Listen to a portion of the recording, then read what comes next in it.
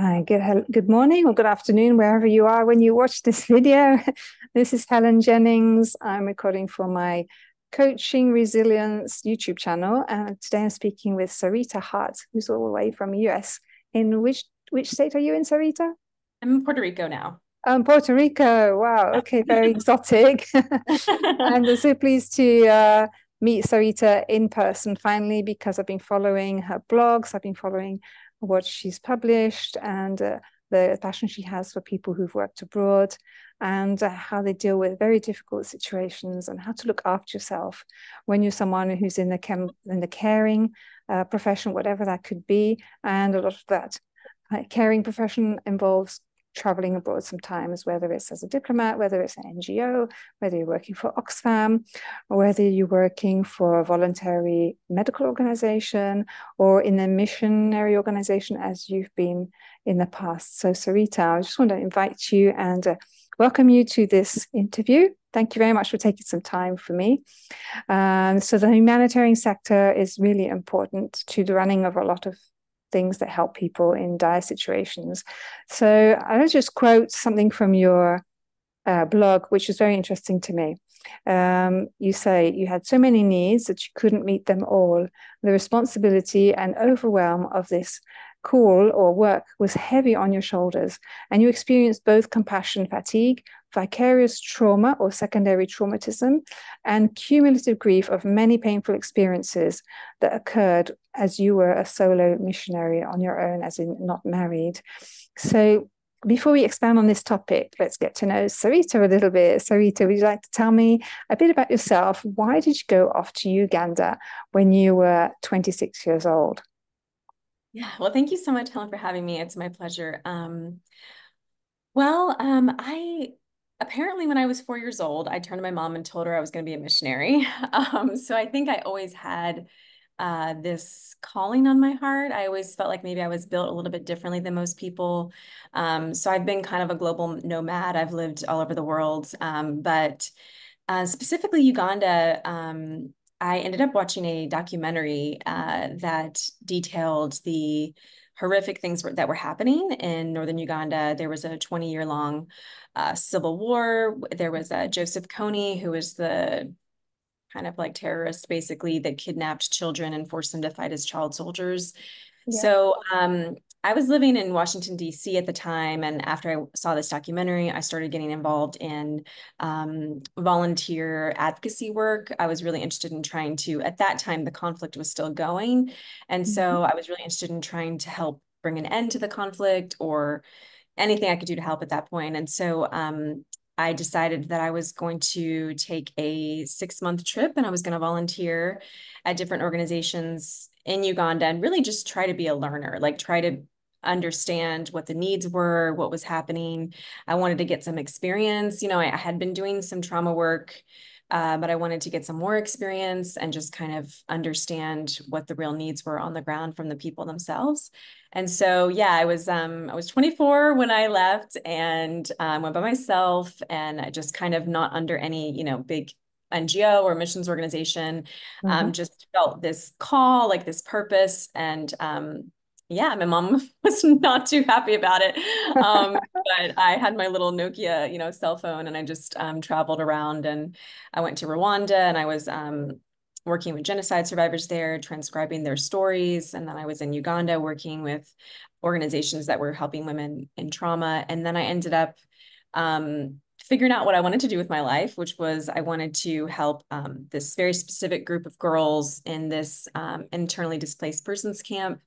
And I wanted to, what they said they wanted the most was they wanted to feel safe and they wanted to have a community where they could feel loved and supported. One of the negative things that happened after Kony would abduct the girls is when they came back to their village or their camp where they were living, they were basically ostracized and their children were ostracized. And for an African communal society, this was just deeply devastating to them. And so Mm. I opened up, I went back, I raised money, I came back.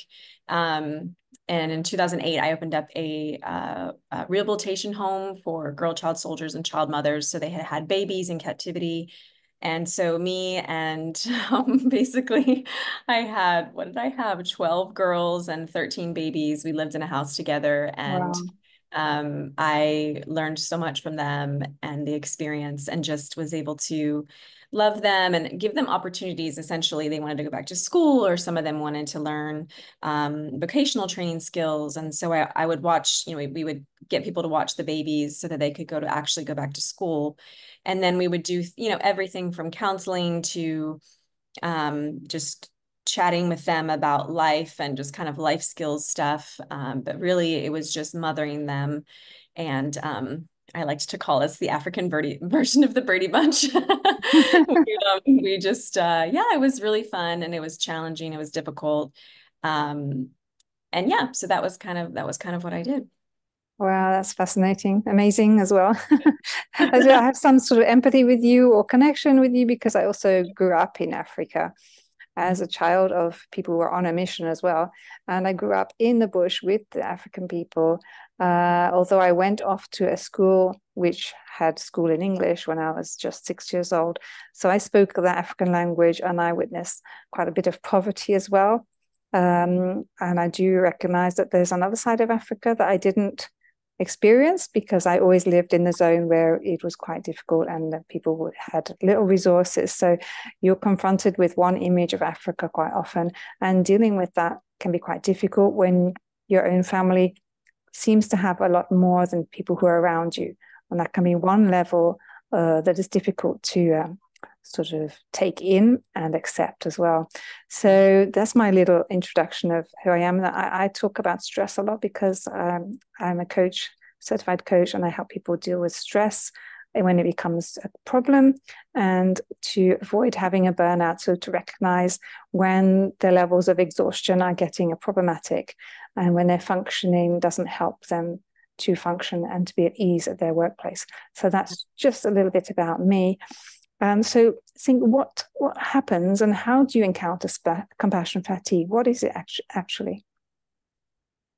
Yeah, so there's many different definitions of compassion fatigue, but I feel like it's the exhaustion, the stress and exhaustion that comes from being together with people in their suffering and being exposed to different situations of injustice. That can range from, like you mentioned, poverty to actually, corrupt government systems to sexual abuse. And so a lot of times, the reason why the helping professions, they have such high rates of compassion fatigue is because usually they're people that care a great deal about what's happening, and otherwise they would not have become, a social worker or a missionary. Or Yeah. so for them, it's the compassion, which is the good part. But unfortunately, over time, things begin to build up and build up and build up, and you're no longer able to process all of the traumas that are coming at you. And so because you Mm. can't process them quickly enough, or because they're so damaging, you begin to develop compassion fatigue. And I was reading a statistic that said that 60% of caregivers experience compassion fatigue. And in faith communities, about 42% of pastors and those in ministry end up resigning due to stress, compassion fatigue, and isolation. Mm. So it's definitely a serious issue, and I saw it a lot and experienced it myself a lot on the mission field. And that was actually what led me to, when I came off the field after 7 years, I ended up becoming a certified life coach like you, and I ended up getting trained as a compassion fatigue educator and therapist, because I just felt very strongly that there were so many people that needed help who really had good hearts, and then it just somewhere along the way, they lost their way and it just became too much for them. So I'm really Mm. passionate about helping people in the helping professions because we need them and we need their hearts. But it's a lot. It's really hard for them. Mm. So what can be our responses when we're confronted or we work all the time in a situation where there's a lot of need, where we're constantly giving? What's our natural response to that? Well, I know for me, and I think this happens to a lot of people, and I read my quote, which was basically I was overwhelmed and I just started working harder. So I bet definitely went into workaholism and perfectionism and performance, because I just felt like, you know, there's so many needs. I have to meet them. I can't let anybody down. If I let somebody down, someone could die. It's all on Mm, me. The pressure's all on yeah. me. And especially because, I was the founder of the organization, so there was that added level of stress. And then also I just felt like, um, being a Westerner surrounded by Ugandan people, I had the resources. They didn't have the money. They didn't have the finances.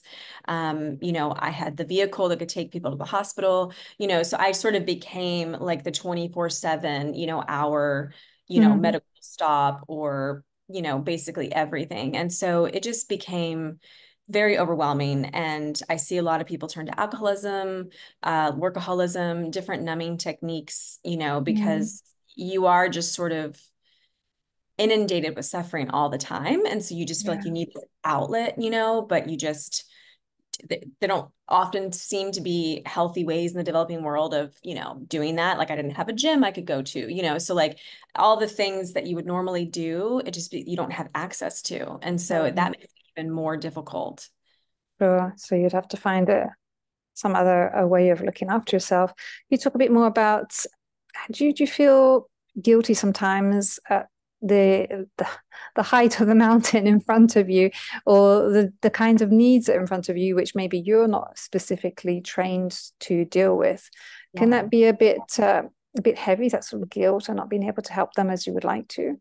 Oh, yeah, definitely. I mean, I felt guilt all the time. And I was thinking of this one particular story.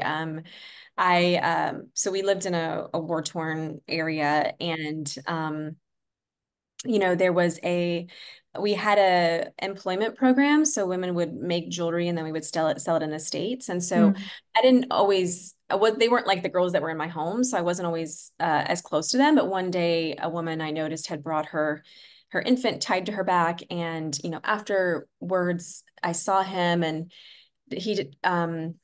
It was a girl. She didn't look very healthy and malnourished. And so afterwards, I called her into my office. It was like a Friday night. I just want to go home and see my husband. At that point, I'd gotten married, and I was like, I just need to check on this baby. And so, it turns out that she had AIDS and she wasn't eating. And so we got the mom some formula, and she had already been to the hospital that day, so she didn't want to go back. So I was like, okay, well, listen, try to feed her the formula and stuff that we gave you. And then if by Monday she's not better, I'm going to take you back to the hospital and see if we can get her some care. And then on Sunday night, the baby passed away. And gosh. I was just devastated. Mm, I felt terrible guilt about it. I was like, oh, I should have just rushed her. I should have done these things. And, the only way I can explain it is to understand that, like, when you live surrounded by death all the time and it's a normal part of your existence, and like it was mm, for these women and these mothers, this mother, she wasn't begging me to take her back, to the hospital. Like she had already lost children before, and mm, she almost, there was like a resignation to it, like a kind of like this is just what happens here. yeah.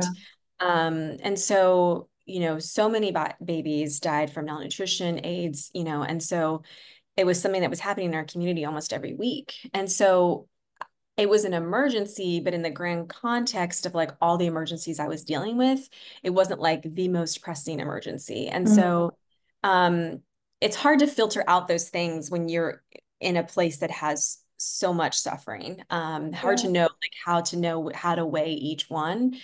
But I remember after that, I got an email. I had like written a support letter to my prayer team or supporters. And I was like, hey, please pray for this mom. We're going to the funeral. And this woman was like, well, it's your fault, that the baby died, basically. And it just like, I mean, yeah, that just amplified the guilt that I already, Mm, felt. And I, tried to, and I didn't even defend myself because I knew she wouldn't understand the context in which I lived, but it was really, it took me a long time to get over that. And afterwards, I think that kind of played into the workaholism because mhm. I just was like, well, I can never let that happen again. So I'm just gonna, okay, 2 a.m., someone needs to go to the hospital, we're going to the hospital, so I wouldn't Yeah. sleep. I would just be driving people back and forth. And, unless I went with them, often they wouldn't get seen. I was the white person. And so they let me in the Mm. gate, and if it was just an African woman with her baby, they'd be like, oh, come back tomorrow, So I often felt this pressure that like I had to be there. Otherwise, they weren't Yeah. going to get quality care and they weren't going to be seen. Mm. So yeah, all of that just made the workaholism, and the guilt even, stronger. Mm. So it's classic recipe for exhaustion, really, trying to be the Yeah. perfect person, thinking you're the only person that can help, realizing that you can't help sometimes, realizing afterwards that you take guilt on yourself because you're taking too much responsibility on yourself, and then just feeling overwhelmed in general. How about being angry? How about if you find that the system just won't allow you to come to the help of the person, or maybe the person just not willing for you to do what Yeah. you want to do? I would say I'm glad you brought that up because two of the biggest signs for me when I realized I was really in compassion fatigue and then on my way to burnout was anger and resentment. So, and what's funny about it is this is like human nature just to normally take it out on the people closest to you, not like, I wasn't being angry with my staff or my women or my kids or any of the kids that I served. It was my husband, I'm like, Mm. I would come home from a long day of work and just sweating through my t-shirt and I'd have to make dinner and he would just be there on his computer and I would just feel all of this like anger, like, why aren't you helping me? And why am I, after a long, long day of work, why am I having to do this? Why didn't you think about feeding us? And so I would just totally explode and outburst, onto him. And it was just easier than, having to really look at myself and see that I was just so angry because I was allowing my boundaries to be violated over and over again all the time. And I wasn't taking enough time to, even care for my body. I wasn't eating, I wasn't able to, well, part of that was we didn't have a ton of nutrition available, but also it wasn't being healthy. I wasn't taking care of my body. I wasn't Mm-hmm. we would order pizza or whatever, and so it just, especially because when you're working a lot, you tend to like just get takeout, and just, I can't deal with this, I can't Mm-hmm. figure out how to make a healthy meal right now, and so I definitely started gaining weight and then I started getting sick, lots of tropical illnesses. But yeah, the anger and resentment was very, very real. I was angry at the country, that we lived in. I Mm-hmm. don't think at the government. It was very unjust, to be able to just the systems in place were unjust. It seemed like the government didn't care about their own people dying. That was really hard for me. The police would often never, help us if we needed help. They have to like pay them money to come help us. There was hardly any social workers. It's just, it felt like a very broken system. And so there was a Mm. lot of resentment towards the system Yeah, as well. yeah. I can imagine that can also include anger at the political background as well, which may have trapped that country in a situation it's in. But that's a much wider scale. How about your relationship with people back home or people back in where it's easy to live, the USA or elsewhere? Yeah. I can sense that there might. I mean, having lived abroad and in that sort of environment, I think there's a certain entitlement that you can start to develop. So, like, we're entitled to your support, so get on with it and send us more money or send us the resources. There can also be a frustration that they just don't understand what it's like on the ground. How have you gone through that?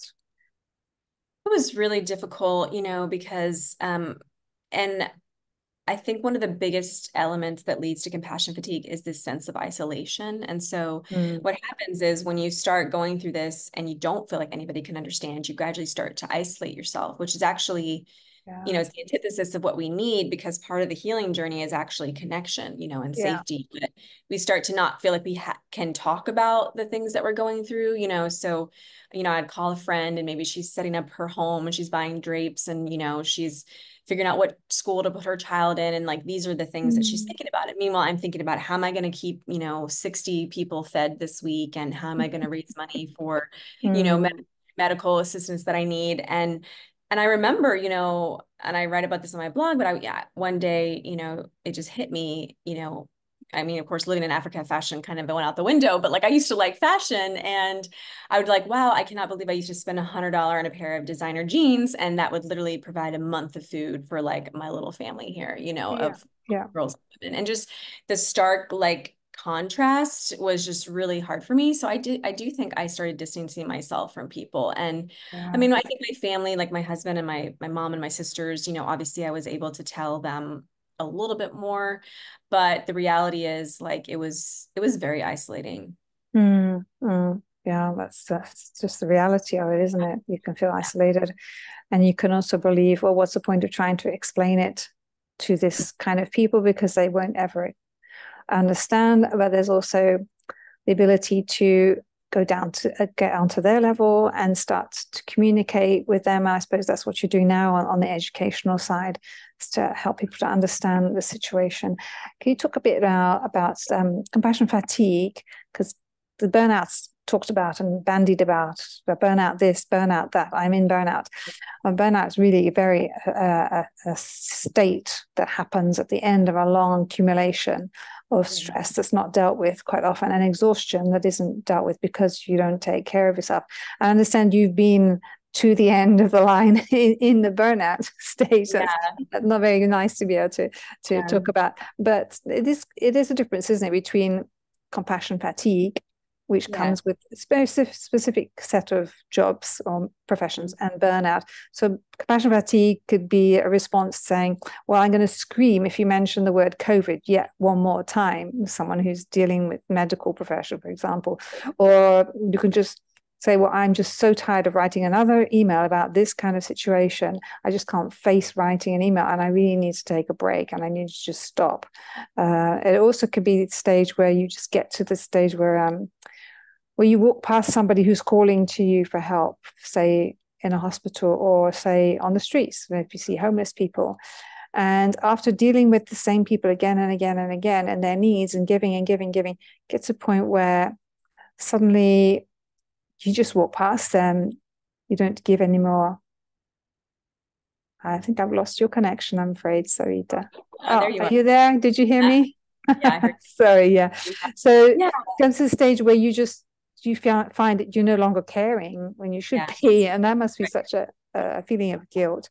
As burnout is more like a total crash, physically and mentally, emotionally, and exhaustion, and it can end up with being irrationally irritable, and you end up quite often leaving the job, and changing directions. It was so there's a bit of difference, isn't there, between the two.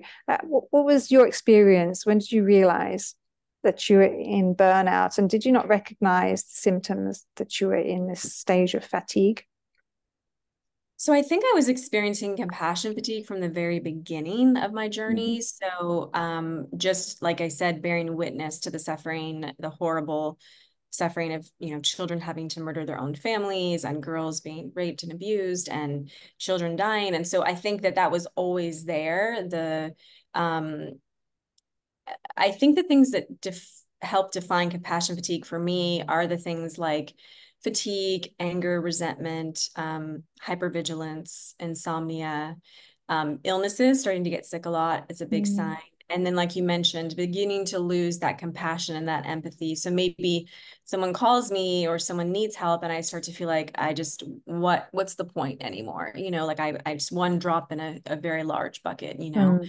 That can also lead to angry outbursts and you know, saying things that you shouldn't, that you don't really mean, but you're just have kind of lost your mind a little bit.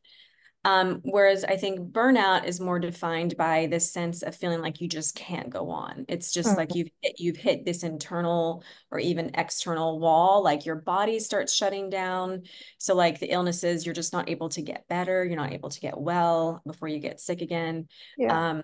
Maybe I think it also mimics similar signs of like depression. So maybe you want to stay in bed, you don't want to get out of bed. Again, extreme fatigue or just chronic symptoms that maybe don't make sense. Like maybe all of a sudden you start developing migraines and you don't really know why. So it really is this sort of like, I've come to the end of myself. And I hit that point probably about 5 years in, and that was after just really full on giving, and you can hit it definitely sooner than that. And I think I probably was burnt out for a long time before I actually would admit it to myself. Because for me, and especially for missionaries, it's kind of like this scarlet letter of like shame and failure, oh, if you burn out, Mm. and it's like really bad. And so I don't think I wanted to admit it to myself. I was in denial for a long time.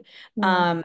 But like you said, it did end up for me ultimately having to leave Uganda to actually get better and get well, because I just didn't have enough resources there. I had to get out of that environment in order to actually Mm. heal my body, my mind, my spirit, because when I was in it, I was just I couldn't fill myself up fast enough before I was just leaking out everywhere. And Yeah. so, and I also didn't have like I said, access to the proper nutrition that I needed, supplements, doctors. I mean, I had to see naturopaths, and I had to do a long journey of recovery, and those things were not available to me in Uganda. Mm. I also went through a miscarriage on the field. I had an ectopic pregnancy, and that also was kind of like the like turning point for me, because I started realizing that I had not been taking care of my body, and it was starting to basically like reject even like life. Like it was just could not sustain this pregnancy. And in some ways I made the decision to leave because I was like, I want to start a family. And I so in some ways, even in the beginning of me getting better, I couldn't even do the self-care for myself. I did it because I wanted to get pregnant. So I was like, oh, that's my reason, I'm going to get pregnant. And Yeah. I just couldn't even just like be selfish, for Yeah. once, like Yeah. take care of yourself, And Yeah. so yeah, I was, but I do think they are, different. And I think that, when you're in that extreme, it's almost like a heart weary, like it Mm. almost feels like your soul is broken, and it's just Yeah. so dark. And I think that level is definitely burnout. Yeah. And then it takes someone else sometimes to look after us on the first steps. And because we're not allowing ourselves to love ourselves and look after ourselves physically or emotionally. Yeah. So it's true that fatigue in compassionate care can lead to burnout. There's also a different kind of category called what was this we were going to talk about? Secondary traumatism. Yeah, that can happen to people when they're witnessing a lot of fear, a lot of distress, grief of other people. Say, if you're a counselor, have you spotted that where you were working? Yeah, so I wrote about this on my website too, but I definitely went through secondary trauma as well. And they're so similar, but I would say that secondary trauma is more when you are traumatized by the trauma of someone else. Mm. So it's more like, for example, when I was in Rwanda at the beginning of my term, I was listening to stories of genocide basically for like 2 weeks for like 8 hours a day. And my job was to make sure these stories got written, because they knew that these women had AIDS and they were going to pass away, and women Mm. wanted their stories to be heard.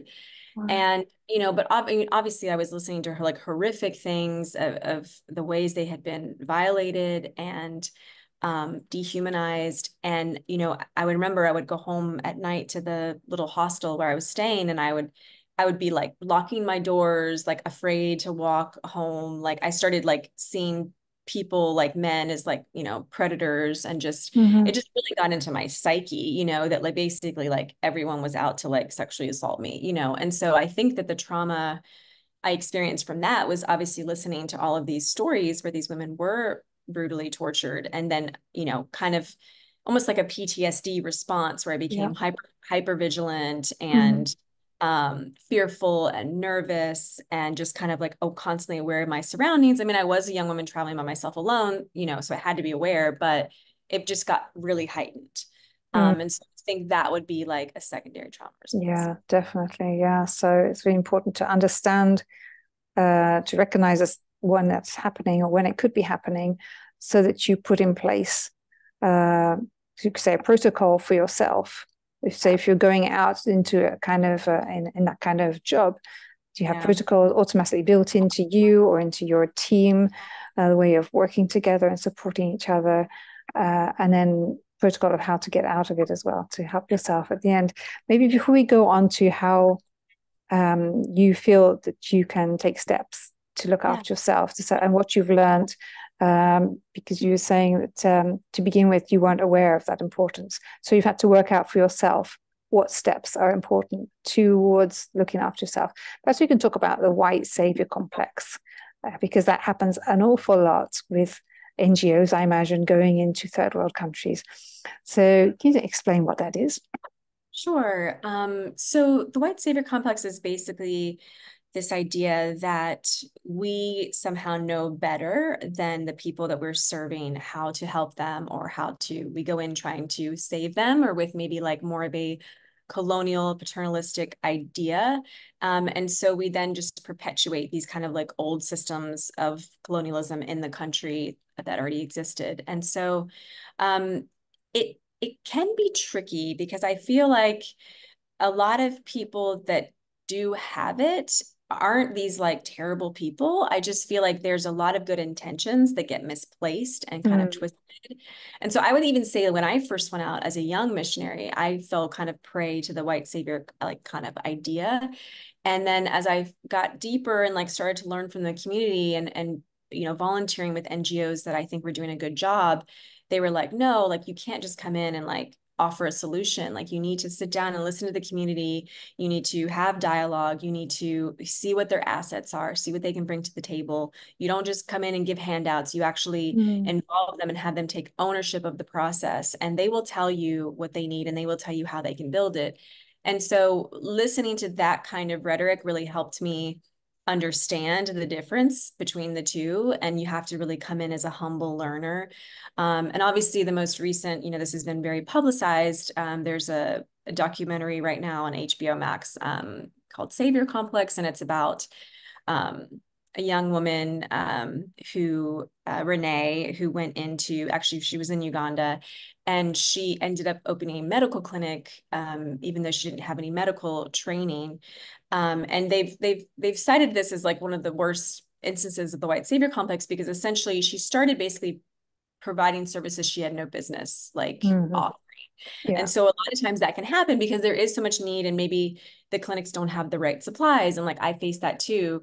But she ended up doing a lot of things that were like doctoring basically, without any kind of medical degree. And then a lot of children died, and it became kind of like national news. And so it was a sad case, because I do think that her heart was trying to help. And I think she saw so much need, and she realized the hospital wasn't equipped, and she, got equipment, and she was really trying, but it just got a little bit twisted, because she wouldn't listen when people told her that she shouldn't be doing what she was doing.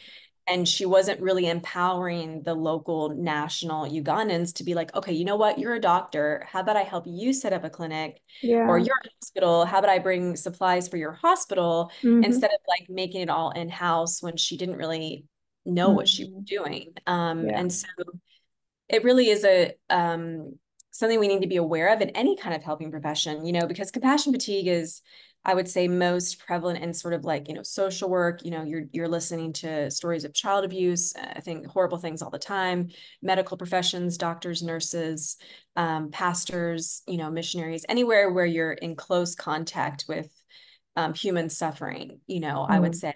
And so I think that we have to be very wary and vigilant against having a white savior complex when we're going in as the helper, because we don't want to put someone else in a position of like somehow we're better than them and we're going to save them now. But it's really difficult. You have to be vigilant against it in order to not do it, because it is such an easy thing to fall into. Yeah, that's really good. Thanks for clearing that up and explaining that. I'm sure other people will be able to recognize that in themselves if they're honest.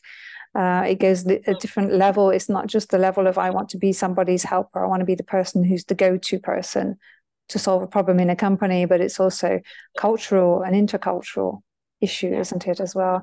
And I suppose also this also happen. It could also lead to cynicism in the end, or disillusionment. For example, somebody who might work in the UN and be posted to many different countries, and always the same, another challenge, another situation, another political uproar going on, and you're thrown into the middle of it.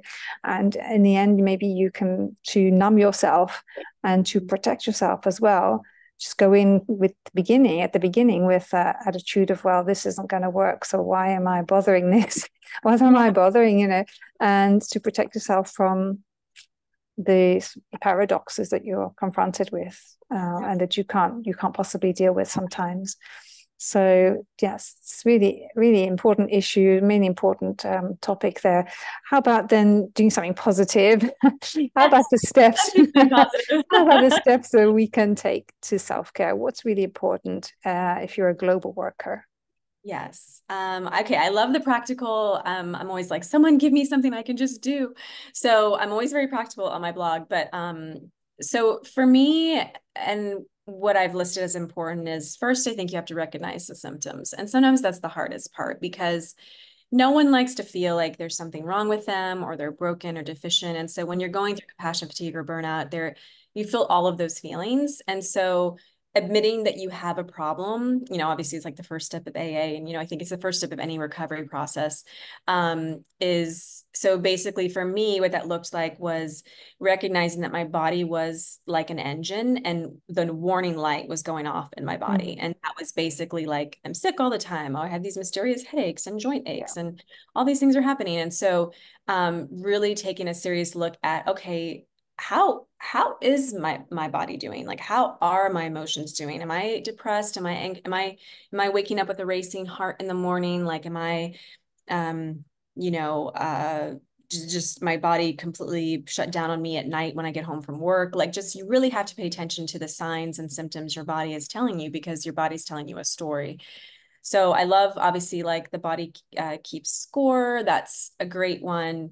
Andy Klober has a great book as well on, I think it's Try Softly, which is about trauma. And you can really begin to recognize like the symptoms that are going on in your body and how it relates to everything, mind, body, spirit.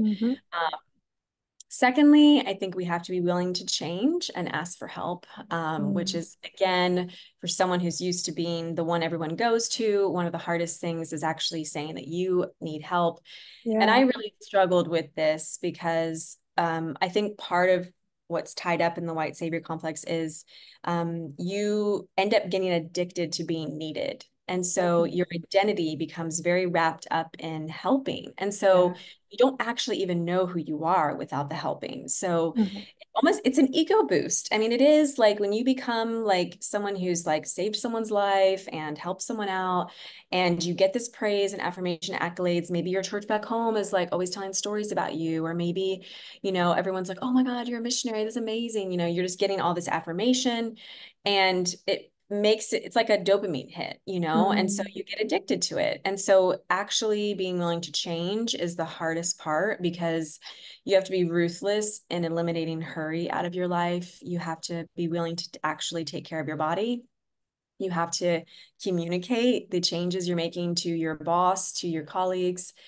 And I really believe that asking for help is so crucial, because the healing that we need, it can't happen in isolation. It really does need to happen in connection. And so maybe you don't feel like you have anyone you can tell your truth to, but I highly recommend therapists, like coaches like you or myself, people that can just journey alongside of you so you don't have to be alone, because the isolation is part of what I think amplifies the feelings of exhaustion and burnout, because we need that connection.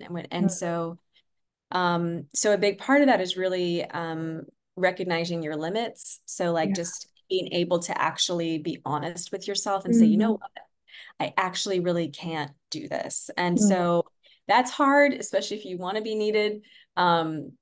Building in things like rest and relaxation. So maybe taking up a hobby, like something you enjoy. Like I've started taking up pickleball, and so like that's something I enjoy. I laugh. Can you just tell me what that is exactly? Okay. Pickleball is like this craze that's taken over. Well, it's taken over America and Puerto Rico, but it's essentially kind of like a faster version of tennis, but you have a hard ball, and it's really a lot of fun. It's really great. But anything you can do where you can do a hobby, for me, like a big non-negotiable has become exercise. So I exercise every day. And then healthy eating. So I had to completely change my eating patterns. Like I just had to like get rid of coffee, sugar, alcohol for a while, change from no carbs, no gluten, no dairy to like, I would change completely to like salads and soups and broths. And Mm-hmm. I just changed everything. And because when you almost have to tackle the body first, because the emotions, it's like you're not going to feel better in your emotions if your body just feels like crap. And Right. so Yeah. it's just this cyclical thing. And so you need to start with the body. So I would Mm-hmm. say, recommend if someone's like, oh my God, I'm so broken, I don't know where to begin. I would say start with the body, go Mm-hmm. maybe to a holistic doctor or a naturopath, someone who can help you just get on a program of health and nutrition. I take a lot of supplements, but these are ones that have been like, they're designed, for my body and my needs. I also had adrenal fatigue, which is Mm. also like plays in a lot with compassion fatigue. So like I had to Yeah. completely, heal my adrenals. But I really tackled the body first, and that's my recommendation to people. And then once you're there, then you can start doing things like setting boundaries, So Mm. this is really hard for a lot of Christians and missionaries to do because they feel like somehow it's being callous in some way to Mm. set a boundary, like they need to be available all the time. But it's really not. Like setting a boundary is basically giving you and the other person freedom, because basically it's saying what I'm willing to do or not do. It's not trying to control you. So it's just saying like, okay, like an easy boundary when I was in Uganda could have been, okay, I'm going to work from 9 to 5, and then at 5, I'm going to turn off my phone, and I'm not going to be available, at night. Mm-hmm. I'm not going to do emails. I'm not going to pick somebody up and take them to the hospital, and just really holding that boundary for myself. So I'm not Yeah. saying you can't call me. I'm not saying whatever. I'm just saying, hey, this is what I'm going to do. Maybe if you need to set a boundary with your work, maybe you say, hey, you know what? I'm not available to answer emails after this time. I'm really sorry. I'll get back to you in the morning. Mm. So it is difficult because it does take communication and dialogue, but setting a boundary is like one of the best things you can do when you're recovering from compassion fatigue, because it's going to protect you and it's going to help you get better quicker. Lastly, the two last things I had were rigorous self-care. So I think that the problem with self-care is that you have to have a theology of self-love before you can Mm-hmm. do self-care, because Mm-hmm. you can't do it if you don't believe that you deserve it. And so you really have to get to the point where you understand, like, you are the beloved, like you are a child of God, and you have been created with beauty and intention and purpose, and you are loved, and you are deserving of taking care of yourself. And so everything that you are willing to do for other people, you have to be willing to do for you. And so if you take care of yourself first, then you will have so much more to give others. And this was actually really a huge piece for me in getting better, was realizing that when I was in compassion fatigue and burnout, I wasn't actually being the loving person that I wanted to be to the world. And so Yeah. really taking care of myself and loving myself first allowed me to be a more loving person. And Of so course. was Oh, hello. this is my son. Sorry. Hi. Go see daddy, okay? Daddy. Okay, yeah. I'm on a phone call. Okay? Could you? I need you to go see daddy, okay? Right? Take you to the other room. Sorry about that. He's on for Thanksgiving break this week, so Oh, I've had time for him. Okay. so But you're yeah, talking about loving yourself. yes, I think I I really needed to like get this part, because I didn't love myself. I didn't love myself, and in some ways the work that I was doing was a punishment. It was like I was punishing myself, for my mistakes that I'd made in my life. And it was like, oh, if I can just work harder, Hmm. push myself harder, then let me just close this door real quick. Hey, Tyson, I need you to grab him, honey. Um, yeah, it was kind of like a punishment, like, and so when I really came to understand the deep love that God had for me, and that he wanted me to love myself, take care of myself. Jesus set that example, in scripture. He would go away to the mountain. He would go away when he became overwhelmed, and he did love himself, and that allowed him to love other people more fully. And so recognizing that was a huge piece in my transformation, because I understood that there's all these quotes, I think, that talk about, you can't heal the world, until you first healed yourself. And so I really do believe that. And I believe all the healers that are out there, this is like the one crucial piece of information that we need to have, because we can be wounded healers, we can be broken healers, but if we're healers that don't love ourselves, then ultimately everything that we're doing, it's going to turn to ash, because love is really what fuels us, and love is what keeps us going. And so I would say prioritizing ourselves first. So I would honestly, it was ridiculous. I didn't know how to take care of myself. So I would have to sit down and I would be like, okay, well, what do I need? And what do I like? Like, what do I like? And it was like, I Forgotten. didn't know. And so, but it's Yeah. just, there's simple things. And obviously I have, an ebook on my website too, that's like self-care for global workers, but like things you can do on the field. But, it's things we all know, right? It's like hydration, eating healthy. I do a lot of like journaling, reading. I do like grounding myself in the sunshine, meditation, sleeping. Sometimes I work from home, just these little things that can help us recover. And then the last point is basically just to develop and maintain healthy relationships. And so I think that this is a huge part of the healing process. And this can be maybe the most difficult, because if you have been dealing with compassion fatigue or burnout, you may have been a prickly little peach to be around. And so it might be that, maybe you've burned some bridges, with people, maybe you've, been angry and had outbursts. And so it might mean doing some repair. Like I had to do with my husband, and we went into marriage counseling when we got back to the States. And, but it really is worth it, because the people in your life, that love you, they're also going to be able to say, hey, you know what? I see you doing this again. And like, even now, I will always have tendencies towards compassion fatigue and burnout. It's just because it's who I am. Like I'm an Enneagram 2. I'm a helper. Helping fuels me and gives me life. And then there's a certain point at which it crosses over and it becomes unhealthy for me. And so these relationships in my life, my husband has the permission to say, hey, you know what, babe, I see you going down this road of burnout again. And I think you need to like take a step back, and like, and it doesn't mean any longer that I have to like quit my job, like I did before. But if you catch it earlier and earlier, then it doesn't have the same like damaging effects on you. That's really good. That's really helpful. So you could also say that having relationships outside of your immediate helping zone is also really good to make you conscious of the fact that it's a job, and there's a different truth, there's a different existence out there. So it keeps you in balance as well. So you're no longer the rescuer of the world that you're working in, but you're just a person who's doing that, and other people do other things. So for someone working in a far-flung place like Indonesia or India, how can they maintain this relationship with people and sort of have a contact or communication about other things? How is that possible when you maybe not even in connection with a phone?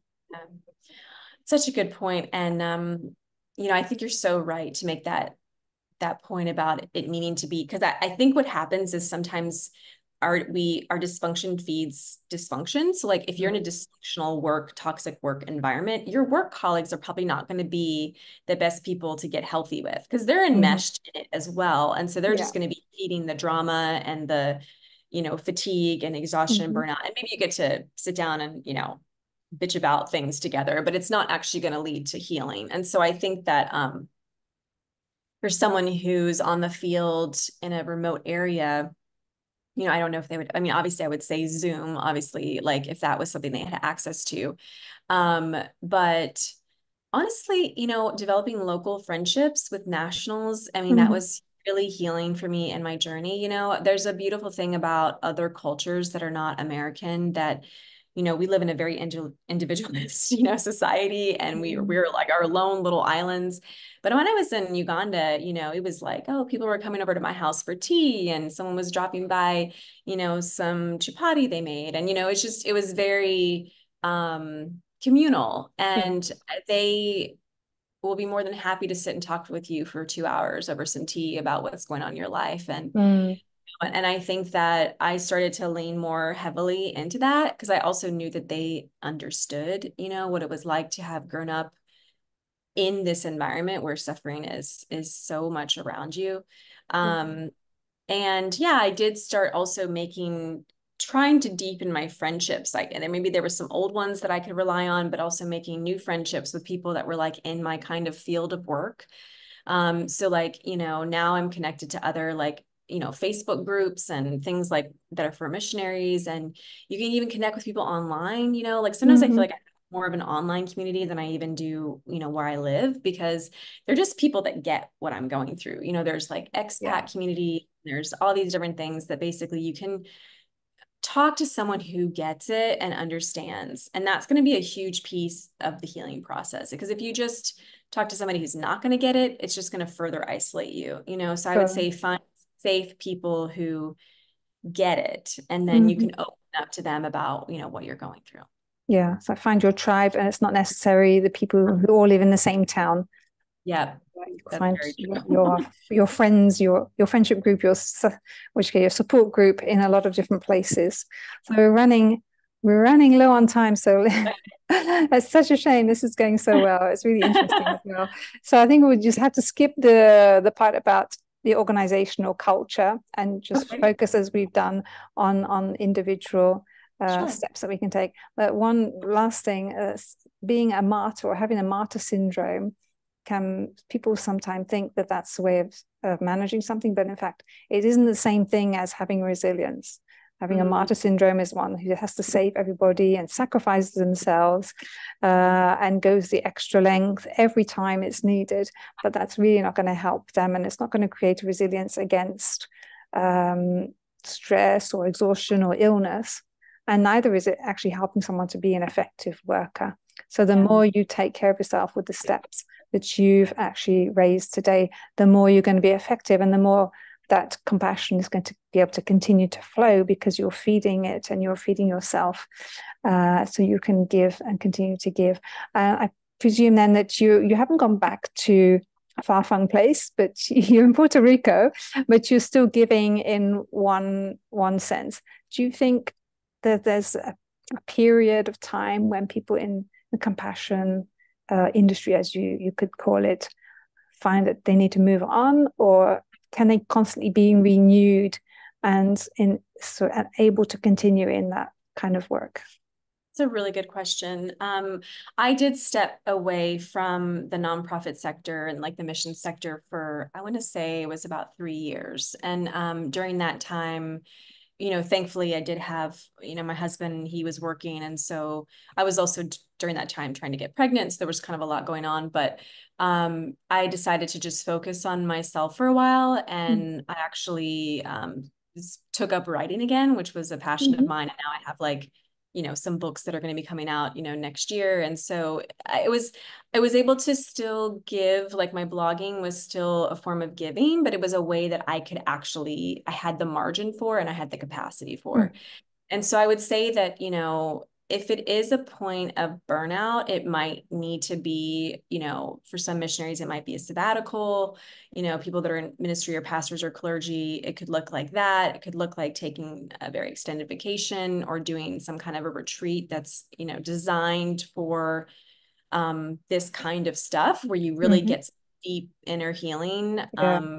It could be, I mean, I think though that for me, the reality is like, I'm always going to be in ongoing therapy. Like I believe in the therapeutic process. And I think that if you are in the field and you're just in compassion fatigue, then definitely speaking with a counselor could probably help keep you, like Mm-hmm. maintain you basically. It's Yeah. like, let me get my oil changed, Yeah. but if you're all the way to burnout, I mean, sadly, I think the reality is, I mean, if you have the privilege of being able to step away from your job, then you might need to do that for a period of time until you can just really, focus on mind, body, spirit. And then Mm-hmm. if you're able to do that, then you can always come back either to that profession or kind of like a similar profession.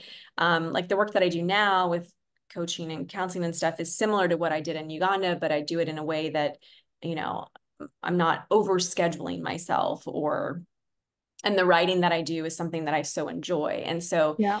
it gives me life. And so Mm-hmm. I'm able to help people, but just in a different way. So Yeah. I think that would mean my prayer for people out there that, you know, maybe that they could still continue, but just when they feel like they're able to and well enough to.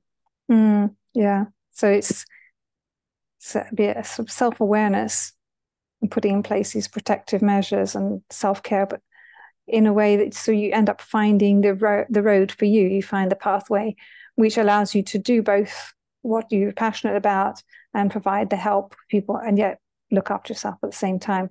So basically, you end up in a really good place. Yeah. That's the theory, isn't it? Yes. So your ebook is called it? Self-Care for Global Workers, and you can download it from your blog. Is that right? Yeah. So I have a few ebooks out. I have Self-Care for Global Workers is the first one that I wrote, and that is specifically for like missionaries, global workers, expats, and it has like tools specifically to the mission field. And so basically, if you go to my website in the sidebar, you can just put your email in, and then you'll get a link. And then I also have a new one I just wrote, which is a Global Workers Guide to Resilience and Reentry. So that's all about if you're going through any kind of reentry experience, transition, has some like practical things I've learned in there. And then I have an ebook for moms too, for who are exhausted and burned out, which all moms are right now in the world. It seems, yeah. Yeah. And you offer coaching and accompanying people who've gone through a hard time, and they just need some pointers along the way to get better. Yeah, I help people heal from some of the experiences that they've been through and kind of serve as like a empathetic support system, basically. And then you mentioned if I had any books or other things that I recommend. Yeah. Things that have helped me are there's something called the Compassion Fatigue workbook. I think it's Francois Mathieu, maybe it's a French person. Maybe. And that was really helpful for me. I went through that when I was going through compassion fatigue, and it has like exercises you can do and different kind of like therapeutic tools you can use. And then there's Overcoming Compassion Fatigue by Cherise Nance. And then I really enjoyed Shauna Niequist's book, Present Over Perfect. That was really helpful for me. And then I recommend anything on like learning more about the Enneagram, because understanding your personality type can help you. Like for me as a helper, I learned, oh, like this is what it looks like for me to be healthy. This is what it looks like for me to be unhealthy. And that was really, really good for me. And then I really enjoyed The Artist's Way, which is it's written for like artists and creatives and writers, but it really helped me get in touch with like my desires and like, oh, like what would sound fun for me today, or like take myself on a little date to a bookshop, and like things that I just normally wouldn't have given myself the permission to do. It really helped me do that. So I really like that, like kind of finding your voice again. Like if you don't even know what you like anymore or what fuels you or what fills you, it's really helpful for that. Yeah, it's a long process, I suppose. Getting to know yourself and also putting in place that sort of care and any help. That sounds great. I must look at some of those authors that you mentioned, but I don't know them.